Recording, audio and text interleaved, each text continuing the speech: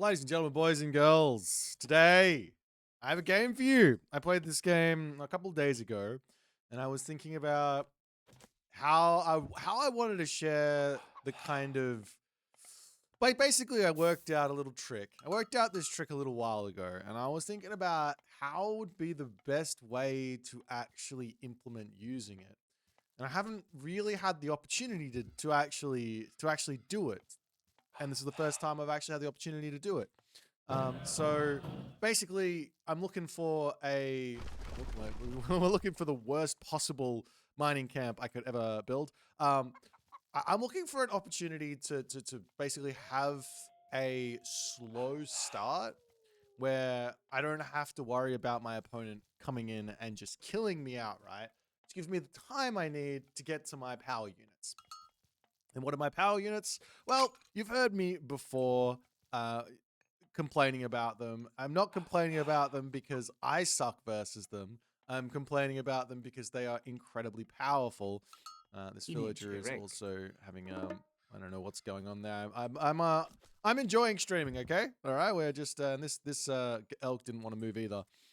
Okay. So, the bird is the word, all right? So this unit is the phoneix for the set and also for ISIS. Ra doesn't have access to this one, and a lot of people seem to think that this unit isn't very good. It is without question a must-build unit once you understand this trick. I'm gonna leave it until I actually show it off. So if you really want to skip to the point where I have the bird out, you might want to skip 10 minutes into the future. Don't do it. But skip 10 minutes into the future and you can check it out. But I'm going to talk about set and some of the new changes which will allow set to basically do what I'm going to show off a little more consistently. So effectively, set did get hit with a little bit of a nerf with the animals of set that come out of the temple. So you get one less gazelle, you get one less hyena, one less giraffe, one less crocodile. But what you do get, and I wonder if it shows it off here, does not. And What you do get is a 3 favor gazelle. You also get a 5 favor giraffe. And I think it's a 7 favor hippo. I could be wrong on that actually. Can I see? Yes. So 3, 5, 7. Now I wouldn't recommend really going for anything past the gazelle unless you really need to. Chances are you're going to have enough herdable, enough converted hunt. You're not going to need to go into the giraffe, but the deer of set is well and truly worth it. It's 150 food, which might not seem like a lot, but for 3 favor, I can spend something like 10, well, 9 favor, 12 favor, and that's going to be enough food there for me to actually just sit on my second town center. So even if my second town center is hot garbage, like this one is, I really don't have to worry. It's nice and close to my gold mine, so there's not a huge amount of walking time, and I'm going to rush over here and grab this one. Now, I'm going Tar here. I'm going this god because of reasons of security. I just want to make sure that if I do happen to get rushed, and there is a really, really brutal set rush. I'm playing against, I should say I'm playing against Ben here. He's a fellow Australian, 2K plus player. He plays some incredibly strong Atlantean, some incredibly strong Chinese, some incredibly strong Egyptian. And just all in all, he's a very, very, very solid player. I did actually lose the game to him. I played one game before this against him, and I lost that game. So this is the second game I played against him. So he's going Anubis. I'm going Ptah. And you might say, Boit, if you want to make phoneix, why don't you go Anubis and then you get Necropolis and that makes your monuments function better? And to that I would say, you're absolutely right. If I felt safe in Anubis against set, I would. But just on the simple fact that I don't know what my opponent's doing and it's impossible to know from an early vision, I'm going to go for my talent center and I want to be safe. So the point here is he can effectively just go for a fast heroic. He can shifting, or not even shifting sands, he can just literally walk into my base and then he can slap down a Migdol in my face and life gets very, very difficult very, very quickly unless you have that shifting sands. If you have the shifting sands, then you can build up siege and then you can actually shifting sands onto the Migdol and take that out very easily. Or you can shifting sands to say that Migdol comes up on a position like this to lock us off from running away from this position or something. We can shift away and pull back. I'm noticing that I'm missing my vision, so I drop the vision down and I see. Wait, let me just show you what I saw. I saw this. So what this means is 5 villagers on gold, 2 villagers on food, villagers over here. I don't actually think I saw the town center. Let me just see. I didn't see the town center, but I see like there's no villagers in this main base, which basically means and there's only one monument. Basically, this means that he's going for a second town center. I don't care which one it is. I saw the villagers actually walking over to this town center, so I did confirm that he's there. I'm going to turn off the line of sight here for now and just look from my perspective.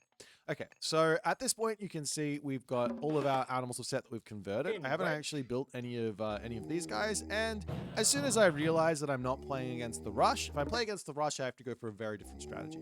This sort of like rush towards Phoenix doesn't really work if your opponent isn't playing 2TC. So you got to keep that in the back of your mind. It is a situational unit, but situationally very, very strong when you can get to it. So the idea is we're not going to commit to it until we know we're safe. Now we know we're safe, so we go ahead and get our monument to the soldiers up on this second town center. And this is a part of my plan very, very consistently with set is to get this second monument up on the second town center. And I might think to drop my third monument later on, say, my Migdol stronghold or something like that. As Ben does go into some spearmen. Now, this does get me a little bit nervous. The early spearmen, I go, well, this makes things tough for me to come over here. If he goes mass spearmen, I'm also going to be in trouble. Not in trouble in the sense that I'm going to lose the game, but in trouble in the sense that I can't go for my go for my fast mythic. I have to push out. I have to get to this position. So I'm just trying to see exactly how many units he's got.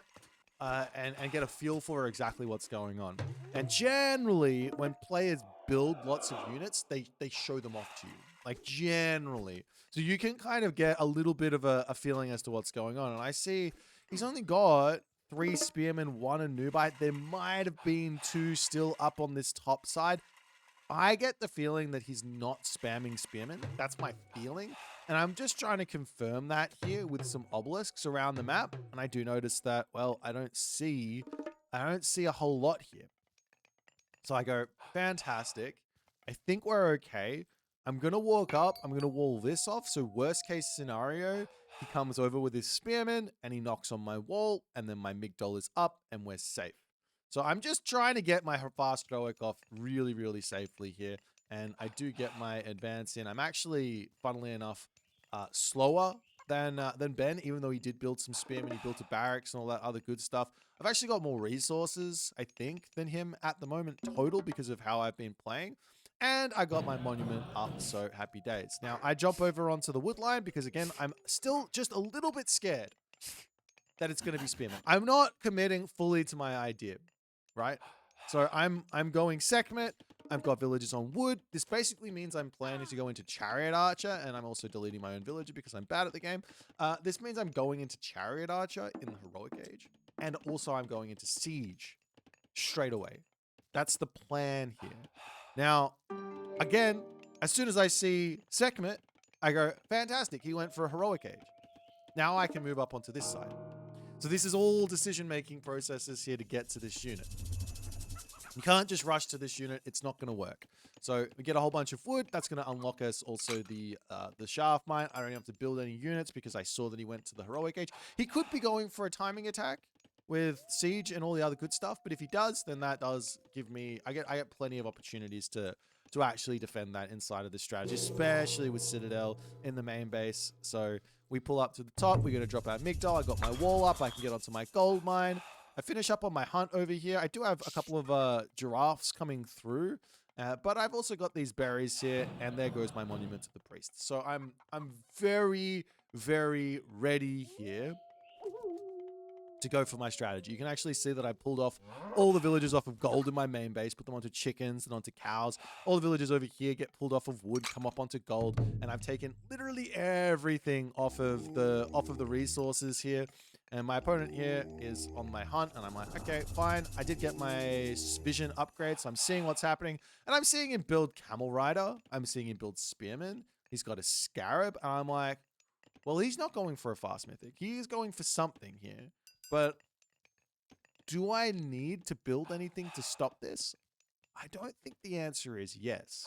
I think if I can get to I get the resources to go to the heroic age, and then I start making units, I should be able to hold on enough that Meteor is going to be able to keep me alive here, worst case scenario. He also doesn't have Shifting Sands, so he's not going to be able to Shifting Sands onto a position. You can see he's coming in here, and I say, all right, I'll just get Watchtowers, and that's going to be enough to send him packing. I got my Citadel here as well, so he can't even take this out. So we are all good. The Watchtowers also did get cheaper, the upgrade, I think. If you take a look. It did, so it's only 50 wood now. It's very, very cheap. 50 wood, 100 gold. Very, very cheap. So that's simple to grab. And now the resources coming in. Unfortunately, I didn't build a market. I wish I did. Could have bought some stuff. You can see just from the way that I've played this with the 3 monuments, I've already got 63 favor. That's a lot of favor.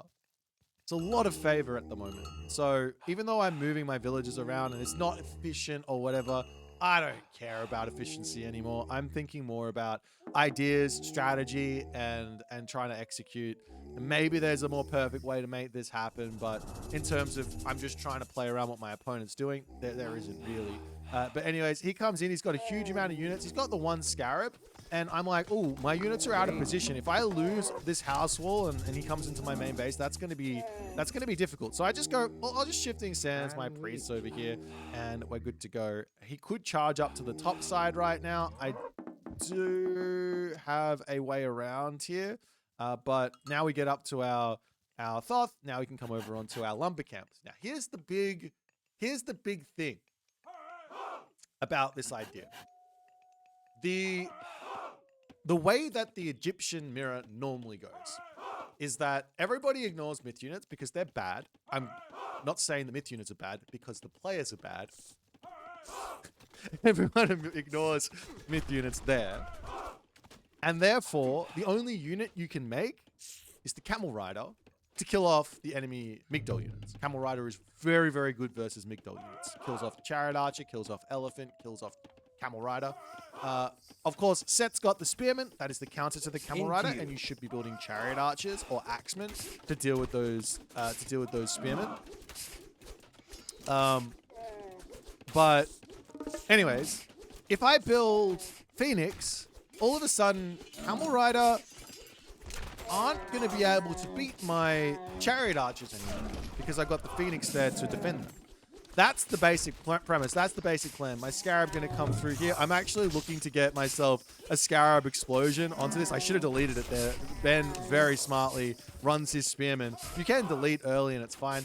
Siege Tower comes through and I'm in a little bit of trouble here trying to min defend. I'm massing up units up onto this side and I will get my Mythic Age in. I've got a Migdol in my main base as well, just for safety purposes. Got to get my villagers back to work, but we are good here, and immediately we get into our Phoenix. They train so absurdly fast. That's another really, really, it's another really, really strong part of the Phoenix is their build speed. And you can see he's got some priests out already, but if we take a quick look at my Phoenix here, you see the little trick? You see the little trick? We're going for Wiggle Micro. You can dodge these priests if we're good enough. That's the trick. That gives your Phoenix literal invincibility here. So we kill off the priests, and now his spearmen have got very, very little in the way of anything. Like absolutely demolishing those spearmen at the moment. So this is the idea. This is the secret. Those Phoenix are literally invincible. As Egyptian, you can also heal them up with your own priests, as well as use your priest to take down scarabs. You've just got to wiggle micro. So the right way to do it is you watch the projectile, you move it back and forth, and while you're moving it back and forth, you've got the priest healing it, and it's going to basically, going to stay alive versus anything. Of course, I'm very, very distracted with everything that's going on. Even here in this situation with the Phoenix getting healed up, it's totally fine, and we are very, very much safe. We've survived against this stuff. Ben does go to the Mythic Age as well, so we're both in the Mythic Age, but obviously I've got a lot more in the way of favor than he does. He's going to drop a Meteor down into my main base. Fine. I don't care. You want to drop Meteor like that, you drop Meteor like that. It's much better to save Meteor for a position where your opponent's got well, I'm going to drop it here. It's much better to save Meteor for a position where your opponent's actually got some problems with their army. You hit their army and you kill it all. I'm dropping this on this position because I see double Migdol, and I'm like, if I kill both the Migdols, then he can't get to Valley of the Kings, and we're good to go. He does kill a couple on my Phoenix, but guess what? I'm going to come back to life. It's one of the very, very powerful parts of the Phoenix is that it simply just doesn't die. It comes back as long as you protect it. It's all good. As we kill off another one over here, we have to kill off his Phoenix egg, but I actually bring my Pharaoh over here to make this happen because I'm still not got up to Valley of the Kings. You could argue that I made a little bit of a mistake here and probably should have gone Valley of the Kings first, but surviving is more important than getting out as much stuff as you possibly can. And the Phoenix helped me survive without question here. Okay, so just the other thing here is if I wanted to show this off, but if the Phoenix die, then their stats get reset. So I can't show you off exactly how much value they got in this game. But let's just suffice it to say that they absolutely went very, very hard here. Now, another trick here that I should have done, in hindsight, is they're low HP. I can delete these, then they go into egg state, they will come back to full HP, and I don't have to just heal them up. Of course, the priest will heal them up at some point, but still. I come in, I'm looking to snipe the Pharaoh, good control from Ben, keeps his Pharaoh alive. We're going to pull back. And effectively, the biggest problem that I've got right now is that my map control is abysmal. This happens when you go fast Mythic. My gold situation is very, very bad.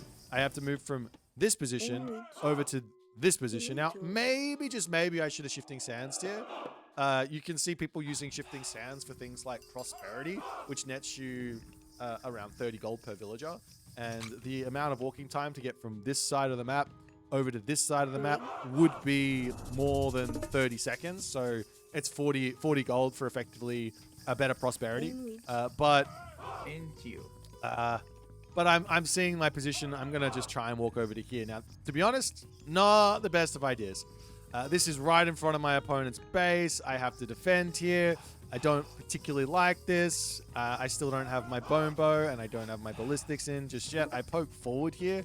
This is risky. I don't really need to. I need to get set up on this spot. I'm going to throw up a Migdol stronghold here, which will help, of course. But yeah, we've got to be very careful at the moment. I am in front, but I'm not in front by a huge amount at the moment. So we'll pull back, and siege works. Now I have my Migdol up. That's nice. If we actually take a look at his line of sight, I probably could have put the Migdol here. That would have been a better spot. But anyways, he's now going to charge forward. He's got all of his priests. What do I do? He's got so many priests. Well, I'll tell you what I do. I decide to throw away all my champion chariot archers. This is not ideal. I should not be here. I lose a lot of units. He's also mixing in slingers. I charge forward. I lose a Phoenix. Not ideal. And yeah, that was the worst position I possibly could have done with my chariot archers. But luckily, I lost 2 Phoenix. They've still got eggs. They're going to come back. So I just have to defend them. And now I'm in a better position with my chariot archers. He can't push forward. Fine. That was a really, really bad move from me. And you can see it from the score as I dropped there. But Phoenix eggs, how long do they take to train? I don't actually know. Doesn't tell me here. It doesn't tell me. But anyways, they'll come back. And we'll get our Phoenix back. And I can also build more very, very shortly. I don't even lose this one. This one's going to stay alive. He's trying to kill this Phoenix. I didn't do my Wiggle Micro. Unfortunate. But now I have 3 Phoenix that are in eggs, and look at what they're doing here. They tank or they force my opponent to have to actually focus something else. Of course, he could have used the priest to take them out, but they do actually tank quite well. They've got 80% pierce armor, 400 HP. That's 2,000 pierce effective pierce HP, so they can be a front line for us in this Chariot Archer war. And you can also see, I'm kind of surprised he's not going into Camel Riders. I would have liked to show off exactly what I was talking about with Phoenix versus Camel Rider. Chariot Archer, Phoenix, Camel Rider is a ridiculously strong thing, as we're both going to be dropping our visions. I'm just seeing what's going on. I see his army, my army, and we go, all right, let's go. My Phoenix is actually back. I have back up to 3 Phoenix here. I haven't lost, I think I lost 1 Phoenix total, maybe 2 Phoenix total at the moment. And I've still got a ton of favor, and I have the gold income now. And I'm very, very happy to start spamming these out. And there we go on the wiggle micro here as the priests get baited in. Advantage for the Phoenix is that I can very, very easily pull those back over my army, unlike other units that are going to get sort of caught out. I'm happy to lose the Phoenix on this position as I've got the advantage, and now look at the Phoenix eggs here just tanking up a storm. He does get the priest in here. I've got to snipe those priests down. Can't be letting my Phoenix eggs die like that, but I sort of mismicroed. They come in. They allow my Chariot Archers all the value in the world, and we are good to go now to charge in onto this position, taking down the Citadel Center with all of our Chariot Archers. I'm more than happy to sit onto this spot, and we're in a very, very nice spot. Now, I don't know about you guys, but I think these Phoenix not only paid for themselves, but they forced out something very, very interesting from our opponent, which is a lot of very low value heroes, which is the priests. These priests they're not expensive, so to speak. 100 gold, I guess they are expensive, but they're not helpful for the actual fight outside of killing off the Phoenix. And the Phoenix here is costing 4 pop. So if I have 3 Phoenix at 12 population and my opponent needs to build like 10 priests, I'm winning on that population differential in a really, really big way, because I can just run the Phoenix and use my Chariot Archers to beat his army, and I've got more population in terms of that. And I also didn't have to spend as many resources because it's 200 gold for 4 pop, which is, I guess, the same amount of resources for 4 pop, but he needs more than 2 priests to kill off the Phoenix, right? Anyways, neither here nor there. I kill his town center. We can now take all the map, and I'm feeling like I'm in a very good spot. He's now trying to build the Camel Riders. It might be a little bit too late. I see my opportunity here to actually take out the priests, and now my Phoenix are free to rain fire on his army. I go for the back line. Probably should have gone for the front line, in all honesty, with the Phoenix, but it's not going to matter, and he does tap out there. So yeah, this idea here to get into effectively Phoenix Chariot Archer, I think it's really, really interesting, and I think the wiggle micro is even more interesting, especially versus the priests that come in with ballistics. But I think most range units come in with ballistics actually. But you basically want to wiggle left, and then as soon as you see the projectile, wiggle back to the right.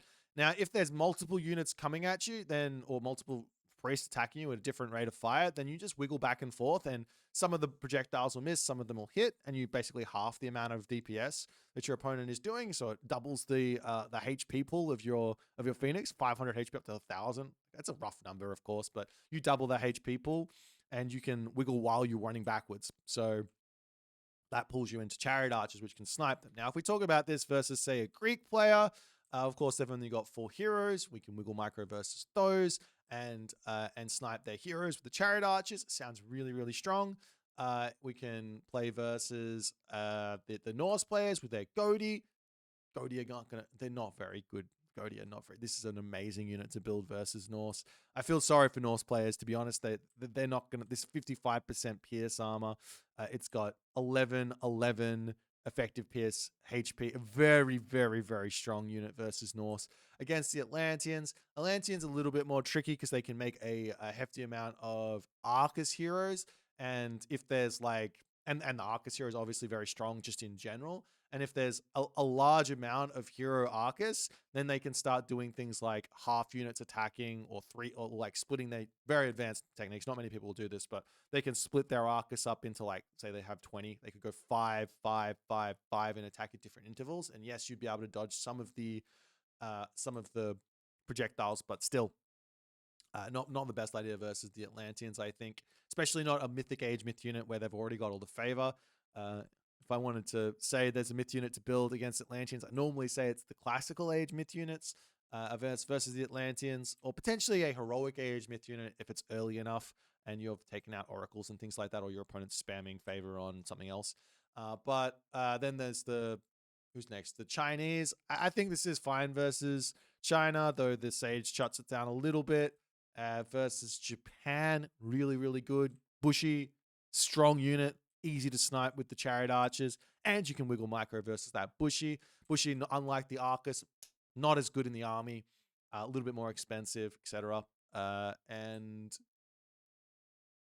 did I miss a Civ? Aztec, very good versus the Aztecs. In fact, I think this is a unit that will save Egyptians versus the Aztecs. A lot of the Mythic Age units will save Egyptians versus the Aztecs. Maybe not Quetzalcoatl because you can't dodge the Son of Osiris, the Tejipla. You can't dodge that special, but versus the other two for sure, it's very, very strong.